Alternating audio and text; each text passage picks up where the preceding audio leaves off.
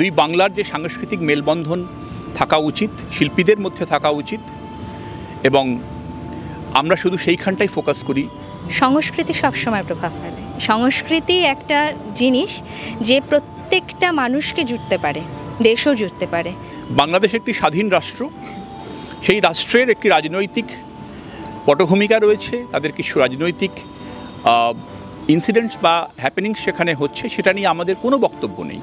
বাঙালি হিসাবে আমি গর্বিত, এবং আমাদের সংগঠন এপার বাংলা ওপার বাংলার এই ছোট্ট সাংস্কৃতিক প্ল্যাটফর্মের প্রত্যেকটি সদস্য আমরা কিন্তু গর্বিত। বাঙালি বাংলায় কথা বলবে, আমি আমার ভাষার কথাই বলবো। সেই জায়গায় যদি হেনস্থা হয়, তাহলে যেখানে হেনস্থা হচ্ছে সেখানে আমরা আছি।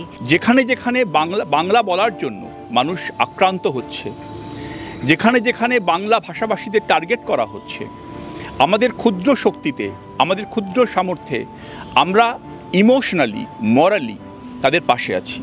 মিনতি ব্যানার্জি ফাউন্ডেশনের উদ্যোগে বাংলার মুখ আয়োজনে এপার বাংলা ওপার বাংলার সাংস্কৃতিক মঞ্চ, যেখানে সম্প্রতিকালে এপার বাংলা এবং ওপার বাংলার সম্পর্ক কিছুটা হলেও কিন্তু খারাপ সৃষ্টি হয়েছে, এবং অন্যদিকে যেখানে বাংলা ভাষায় কথা বলার জন্যই বাঙালিদের ভিন রাজ্যে তিরস্কারের সম্মুখীন হতে হচ্ছে, সেখানে দাঁড়িয়ে এই সাংস্কৃতিক মঞ্চ কতটা প্রভাব ফেলবে, চলুন তাদের কাছ থেকে জেনে নেব। অনুষ্ঠানের নাম বাংলার মুখ, এপার বাংলা ওপার বাংলা সাংস্কৃতিক মঞ্চ, মিনতি ব্যানার্জি ফাউন্ডেশনের ব্যবস্থাপনায় আমরা এই অনুষ্ঠানটা করছি। অনুষ্ঠানের নাম বাংলার মুখ। আসলে আমরা তো বাঙালি, বাংলা ভাষায় কথা বলি। আমাদের দুটো দেশ, আমাদের পাশাপাশি দুটো দেশ যারা বাংলা ভাষায় কথা বলে, তো আমাদের সেই মেলবন্ধনটা যেটা কিছুদিন আগেও আমাদের মধ্যে ছিল, আমরা সেই পূর্বপুরুষেরা যারা আমার নিজের পূর্বপুরুষেরা ওখান থেকে এসেছেন, এখানে উপস্থিত আমার মনে হয় 90% মানুষের পূর্বপুরুষেরা ওখান থেকে এসেছেন। হয়তো এখন এই কাঁটাতারের বেড়ার জন্য আমরা সেখানে যেতে পারি না, কিন্তু সেই সময়টাকে তো মনেই রাখতে পারি। তো তার জন্য এই উদ্যোগ আমাদের বাংলার মুখ, এই সাংস্কৃতিক মঞ্চ এপার বাংলা ওপার বাংলার ব্যবস্থাপনায়। তুমি যেমনটা বললে যে এই সম্পর্কটা আগেও ছিল, সম্প্রতিকালে কিছু ঘটনায় আমরা দেখেছি যে দুই বাংলার মধ্যে কি সম্পর্ক এসে দাঁড়িয়েছে, সেখানে দাঁড়িয়ে এই সাংস্কৃতিক মঞ্চ কতটা প্রভাব ফেলবে? সংস্কৃতি সবসময় প্রভাব ফেলে। সংস্কৃতি একটা জিনিস যে প্রত্যেকটা মানুষকে জুড়তে পারে, দেশও জুড়তে পারে। দেশের যে প্রবলেম সৃষ্টি হয় সেগুলোকে আওয়াজ ওঠানোর কাজও তারাই করে। সংস্কৃতি ছাড়া তো দেশ হয় না, সমাজ হয় না। তাই আমার মনে হয় যে আমাদের এই পদক্ষেপটা নিশ্চয়ই ওদের এই সময় খুব গুরুত্বপূর্ণ। এই সমগ্র প্রোগ্রাম বা অনুষ্ঠানের মূল জিনিসই হলো বাংলা, এবং ইতিমধ্যে আমরা যদি আমাদের দেশের কথা বলি বা রাজ্যের কথা বলি, এই বাংলা ভাষায় কথা বলার জন্য বিভিন্ন জায়গায় হেনস্থার মুখে পড়তে হচ্ছে বাঙালিকে। কোথাও বাংলা ভাষায় কথা বলছে বলে হেনস্থা, বা কোথাও আবার অন্য দেশের নাগরিক হিসেবে হেনস্থার মুখে পড়তে হচ্ছে। এটা নিয়ে কি? দেখুন, বাঙালি বাংলায় কথা বলবে, আমি আমার ভাষার কথাই বলবো। সেই জায়গায় যদি হেনস্থা হয়, তাহলে যেখানে হেনস্থা হচ্ছে সেখানে আমরা আছি, সেখানে আমাদের সংগঠন আছে। আমরা চেষ্টা করব আমরা সেখানে পৌঁছে যেতে, আমরা তাদের হয়ে কথা বলতে। যে বলছি, সংস্কৃতি আমাদের সেই মেলবন্ধন করাবে। শিল্প সংস্কৃতি, আমরা যেখানে কোনো যুদ্ধ না করে, কোনো অন্য কিছু না করে, আমরা ভালোবাসার মাধ্যমে, আমরা শিল্পের মাধ্যমে তাদের কাছে পৌঁছে যেতে পারি এবং বলতে পারি যে আমরা বাঙালি, আমরা গর্বিত, আমরা বাঙালি। বাংলা ওপার বাংলা, প্রথম কথা হচ্ছে যে এই সংগঠনটির বয়স অনেকটাই। হয়তো কলকাতায় প্রোগ্রাম প্রথম করছে বলে আপনারা প্রথমবার ওকে দেখছেন, সুতরাং হঠাৎ করে কোনো প্রয়োজনীয়তা অনুভব করিনি। আমরা মনে করি যে দুই বাংলার মধ্যে, যদি ভাওয়াইয়া ধরেন আপনি, আব্বাস উদ্দিনের গান বাংলাদেশেও প্রিয়, কুচবিহারের বলতে পারেন সবথেকে পপুলার একটা শিল্পের ফর্মই হচ্ছে এই ভাওয়াইয়া, আমারও প্রিয়, আমাদেরও প্রিয়, আপনারও হয়তো প্রিয়। তা আমরা মনে করি যে দুই বাংলার যে সাংস্কৃতিক মেলবন্ধন থাকা উচিত, শিল্পীদের মধ্যে থাকা উচিত, এবং আমরা শুধু সেইখানটাই ফোকাস করি। শিল্পীদের মধ্যে নিবিড় যোগাযোগ, শিল্পের স্বাধীনতা এবং শিল্পীদের স্বাধীনতা। আচ্ছা, দুই বাংলার মধ্যে যে ভেদাভেদের রাজনীতি ইতিমধ্যে শুরু হয়েছে, তার মধ্যে এই সাংস্কৃতিক মঞ্চের কতটা প্রভাব? দুই বাংলার মধ্যে কোনো ভেদাভেদ নেই। প্রথম কথা, বাংলাদেশ একটি স্বাধীন রাষ্ট্র, সেই রাষ্ট্রের একটি রাজনৈতিক পটভূমিকা রয়েছে, তাদের কিছু রাজনৈতিক ইনসিডেন্টস বা হ্যাপেনিংস সেখানে হচ্ছে, সেটা নিয়ে আমাদের কোনো বক্তব্য নেই। একটা স্বাধীন রাষ্ট্রের নিজস্ব নীতি থাকবে, তাদের পররাষ্ট্র নীতি আছে, তারা রয়েছেন। আমরা শুধু একটাই কথা বলতে পারি যে বাংলাদেশে যে সমস্ত শিল্পীরা আছেন তারা যেন কোনোভাবেই সাপ্রেস না হন, তাদের ভয়েস যেন কখনো সাপ্রেস না হয়।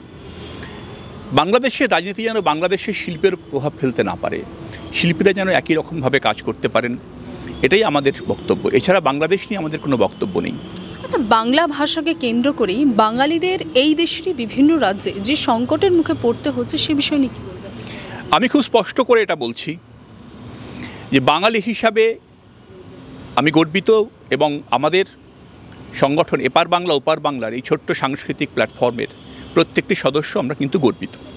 একই সাথে আমি মনে করি যে আমাদের দায়িত্বটা এরকম নয় যে একটা সন্ধ্যায় শুধু একত্রিত হলাম, কিছু কালচারাল পারফরমেন্স, ওটা খুব ইম্পর্ট্যান্ট, শিল্পীদের আমি সম্মান করি, আমি নিজেও শিল্পের সঙ্গে যুক্ত, কিন্তু তার বাইরেও যেখানে যেখানে বাংলা বলার জন্য মানুষ আক্রান্ত হচ্ছে, যেখানে যেখানে বাংলা ভাষাভাষীদের টার্গেট করা হচ্ছে, আমাদের ক্ষুদ্র শক্তিতে, আমাদের ক্ষুদ্র সামর্থ্যে আমরা ইমোশনালি, মরালি তাদের পাশে আছি। এটা আমি একদম দ্ব্যর্থহীন ভাষায় বলতে পারি। আমি পরিষ্কার বলছি যে আসামে হেমন্ত বিশ্ব শর্মা বলছেন যে বাংলা যারা বলে তাদের অনুপ্রবেশকারী হিসাবে চিহ্নিত করা সহজ হয়ে পড়ছে। আমি বলছি আপনি চিহ্নিত করার চেষ্টা করুন। যদি এটা কন্টিনিউ করেন, দিনহাটার উত্তম বাবুর কাছে নোটিশ এসছে যে উনি নাকি 66-এর পরে আর 71-এর আগে উনি নাকি ইলিগালি আসামে প্রবেশ করেছেন। ভদ্রলোক এই জেলার, এই রাজ্যের স্থায়ী বাসিন্দা। এটাকে বলা হয় বাঙালিকে টার্গেট করা, সিলেক্টিভ টার্গেট করছে। কীভাবে এলো? কামরূপের কোনো ডিসিপি বি, আমি জানি না বি বলতে কী বোঝায়, সম্ভবত বর্ডার, তিনি একটা রিপোর্ট পেশ করলেন, কোনো ভেরিফিকেশন হলো না, তারপরে কোনো মতামত জানতে চাওয়া হলো না আমাদের রাজ্যের বা সেখানকার জেলা প্রশাসনের। একতরফাভাবে ফরেনার্স ট্রাইব্যুনাল নোটিশ পাঠাচ্ছে যে আপনি অ্যাপিয়ার করুন। কি অডাসিটি! আমরা বলছি এই ধরনের স্বৈরতান্ত্রিক মনোভাব, বাঙালির প্রতি বিদ্বেষমূলক মনোভাব বন্ধ হোক। আসামের একাধিক সংগঠন আমাদের সঙ্গে যোগাযোগ করেছে, এরা বাংলা ভাষায় কথা বলে, ওখানে রাজনৈতিক কোনো ভেদাভেদ নেই। আমরা মনে করি অসমীয়া ভাষাকে আমি সম্মান করি।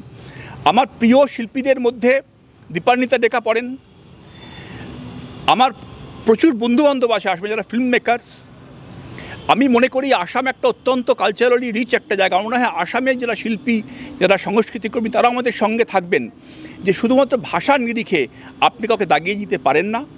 আমরা বলছি যে এই অনেক সংগঠন যোগাযোগ করছেন, দরকার হলে এপার বাংলা ওপার বাংলা, আমাদের ছোট্ট সংগঠন, আমাদের সামর্থ্য কম, কিন্তু আমরা আসামে গিয়েও প্রোগ্রাম করে বলবো যে বাঙালি যারা বাংলা ভাষায় কথা বলে তাদের জন্য আমরা আছি আমাদের ক্ষুদ্র সামর্থ্য নিয়ে। আচ্ছা, এই শেষ প্রশ্ন, এই সংকটের মধ্যে দিয়ে আজকে এই মঞ্চের অনুষ্ঠান, এর মধ্যে দিয়ে ঠিক কি বার্তা দিতে চাইবেন? বার্তা দুটো। একটা, আমরা দুই বাংলার সাংস্কৃতিক মেলবন্ধন, শিল্পীদের মধ্যে নিবিড় আদান প্রদান, মত প্রকাশের স্বাধীনতা, শিল্পীদের সিনেমা করুন, থিয়েটার করুন, গান করুন, যেন তারা স্বাধীনভাবে একে অপরের সাথে মিশতে পারেন, কথা বলতে পারেন। আমাদের শিল্পীরা ওপারে যাবেন, ওপারের শিল্পীরা আমাদের সঙ্গে এখানে পারফর্ম করবেন। এটার মধ্যে কোথাও কোনো ভেদাভেদ নেই শিল্পীদের মধ্যে। এটা এক। দুই হচ্ছে যে বাংলা কথাটা যেহেতু আমাদের সঙ্গে যুক্ত, ভারতবর্ষের যেখানেই বাংলা ভাষাকে অপমান করা হবে, বাঙালিকে অপমান করা হবে, সেখানেই আমাদের ছোট্ট সংগঠন ছোট্ট ক্ষমতা নিয়ে কিন্তু গর্জে উঠবে। সামনে উপস্থিত যে মানুষেরা, যে শিল্পীরা, যে বন্ধুরা, যে শুভানুধ্যায়ীরা আজকে আমাদের এই ছোট্ট অনুষ্ঠানে সাড়া দিয়ে এসছেন, যে প্রেসের বন্ধুরা আজকে এখানে আমাদের সঙ্গে যোগ দিয়েছেন, সেই সমস্ত কলাকুশলীয় মানুষদের আমার পক্ষ থেকে, মিনতি ব্যানার্জি ফাউন্ডেশন এবং এপার বাংলা ওপার বাংলার পক্ষ থেকে শ্রদ্ধা এবং স্বাগত। আমি সবসময় মনে করি যে মঞ্চের সামনে বসে থাকা মানুষেরা মঞ্চের উপরে থাকা মানুষগুলোর থেকে একটু বেশি গুরুত্বপূর্ণ হয়। তাই আমি আমার সব বক্তব্য শুরু করি মঞ্চের সামনের মানুষদেরকে উদ্দেশ্য করে। মঞ্চের উপরে যারা উপস্থিত হয়েছেন তাদের পরিচয় সঞ্জয় এবং সঙ্গীতা খুব সুন্দরভাবে দিয়েছেন, ফলে আমি আমার সময় খুব সংক্ষিপ্ত, এপার বাংলা ওপার বাংলার সম্পাদিকা প্রিয়াঙ্কা বিশ্বাস, যিনি একজন সমাজকর্মী এবং শিল্পী, সে আমার সময় নির্ধারিত করে দিয়েছে ঠিক 5 মিনিট। ফলে 5 মিনিটের মধ্যেই আমাকে শেষ করতে হবে, এটাই নিয়ম, এটাই শৃঙ্খলা। প্রথমেই বলি যে মিনতি ব্যানার্জি আমার মা। 27 ফেব্রুয়ারি মারা গেছেন। তার নামে ফাউন্ডেশন। আর মা was a different lady. She was a fighter, যার কাছ থেকে আমি লড়তে শিখেছি জীবনে। এপার বাংলা ওপার বাংলা এবং আজকে এখানে যারা উপস্থিত আছেন বিভিন্ন মানুষেরা, যাদের হয়তো অনেকেরই রুট দূর দূরান্তে ওপার বাংলাতেও ছিল, পরে র্যাডক্লিফ লাইন আলাদা করে দিয়েছে 47-এ। তাদের মধ্যে তাদের অনেক মানুষ যারা বিভিন্ন সংগঠন এখানে করেন, তারা কিন্তু মঞ্চে রয়েছেন আজকে। আমি নিজেও ময়মনসিংহ পরিষদ যেটা রয়েছে, ময়মনসিংহ প্রাক্তনী, তার সদস্য পদ গ্রহণ করেছি খুব সম্প্রতি। আমার ওদের কাজ খুব ভালো লেগেছে। বাকি যারা রয়েছেন চট্টগ্রাম পরিষদ এবং খুলনা, তাদের প্রত্যেকের সাথে আমার ব্যক্তিগত যোগাযোগ আছে এবং এই মানুষগুলোর কাছ থেকে অনেক ফেলে আসা দিনের স্মৃতি আমি শুনতে পাই। দুটো কথা দুটো পয়েন্টে বলে আমি শেষ করব। এপার বাংলা ওপার বাংলা একটি সাংস্কৃতিক প্ল্যাটফর্ম, যা বিশ্বাস করে যে শিল্পীর কোনো কাঁটাতার হয় না। আমরা শিল্পীর এবং শিল্পের স্বাধীনতার পক্ষে। আমরা শিল্পীর এবং শিল্পের জন্য অনেক দূর হাঁটতে রাজি আছি। এপার বাংলা ওপার বাংলা কখনোই আর 5টা সংগঠনের মতো, তাদের আমি ছোট করছি না, শুধুমাত্র পারফর্মিং আর্টের সঙ্গে সীমাবদ্ধ নেই বা থাকবেও না। যদি হুমায়ুন আহমেদের ওয়াইফকে গ্রেপ্তার করা হয় শ্রাবণকে, তাহলেও আমরা গর্জে উঠব। কারণ আমরা মনে করি শিল্পীর অবস্থান যেখানেই হোক, শিল্পী শিল্পী, তাকে স্বাধীনভাবে শিল্পের কাজটা করতে দিতে হবে। 2 বাংলা, বাংলা এবং বাঙালি হিসাবে, বাংলা ভাষায় কথা বলা মানুষ হিসেবে আমি গর্বিত। বাংলা শুধু বাংলায় সীমাবদ্ধ থাকেনি, বাংলা রয়েছে আসামে, বাংলা রয়েছে ঝাড়খণ্ডে, বাংলা রয়েছে উড়িষ্যায়, বাংলা রয়েছে সমস্ত বাংলা ভারতবর্ষে, বাংলা রয়েছে সমস্ত পৃথিবীতে। আজ যখন দেখি যে কোনো প্রতিবেশী রাজ্য আসামের কোনো রেসপন্সিবল কনস্টিটিউশনাল হেড স্পষ্ট করে বললে, শ্রী হেমন্ত বিশ্ব শর্মা বলেন যে বাংলা ভাষায় কথা বললেই তাকে আইডেন্টিফাই করা সুবিধা হবে অনুপ্রবেশকারী বলে, তখন এপার বাংলা ওপার বাংলা চুপ করে থাকবে না। এপার বাংলা ওপার বাংলা এটা বুঝিয়ে দেবে যে বাঙালি হিসাবে বাঙালির গায়ে হাত দেওয়াটা এত সহজ হবে না। আমরা লড়াই করব। কিছুদিন আগে কুচবিহারের দিনহাটাতে উত্তমবাবুর বাড়িতে একটি নোটিশ এসছে, উনি নাকি ফরেনার্স ট্রাইব্যুনালের নোটিশ পেয়েছেন, নাকি নয় পেয়েছেন, এবং ওনাকে বলা হয়েছে অ্যাপিয়ার করতে। অপরাধ, উনি বাঙালি। বাংলা ভাষার আজকে সংকট, বাঙালির সংকট, এর থেকে মুখ ফিরিয়ে থাকতে আপনি পারবেন না। যদি আপনি শিল্পী হন, সমাজকর্মী হন, আপনাকে গর্জন করতেই হবে। আসামে যে বাঙালিদের বিরুদ্ধে এই ধরনের পদক্ষেপ নেওয়া হচ্ছে, আমি পরিষ্কার করে বলছি, আমি একজন সমাজকর্মী, যদি এটা বন্ধ না হয়, এপার বাংলা ওপার বাংলা আসামে অনুষ্ঠান করবে। অনুষ্ঠান আমরা আসামেও কোনো পুজোর পরে 1 লক্ষ মানুষ জমা করে দেবো, শুধু যারা বাংলায় কথা বলেন। মিলিয়ে নেবেন আপনারা। সহযোগী অনেক বন্ধু আমাদের আছেন, আসাম থেকেও বাংলা ভাষাভাষীরা যোগাযোগ করেছেন আমাদের সঙ্গে। বাঙালি আসামে মার খাবে, আমরা এখানে চুপ করে বসে থাকবো, এটা কিন্তু হবে না। এটা খুব স্পষ্ট, আমরা স্পষ্ট পক্ষ নিই, আমরা বাংলার পক্ষ নিই, বাঙালির পক্ষ নিই। আপনি দয়া করে displaced persons, refugees তার সাথে ইনফিল্ট্রেটর্স গুলিয়ে ফেলবেন না, দুটো সম্পূর্ণ আলাদা। United Nations High Commission for Refugees একটা আলাদা স্বীকৃত সংগঠন। যদি না জানেন তাহলে কনস্টিটিউশনটা ভালো করে পড়ুন, ইন্টারন্যাশনাল লটাও একটু ভালো করে পড়ুন। দাগিয়ে দেওয়ার চেষ্টা করবেন না কোনোভাবেই।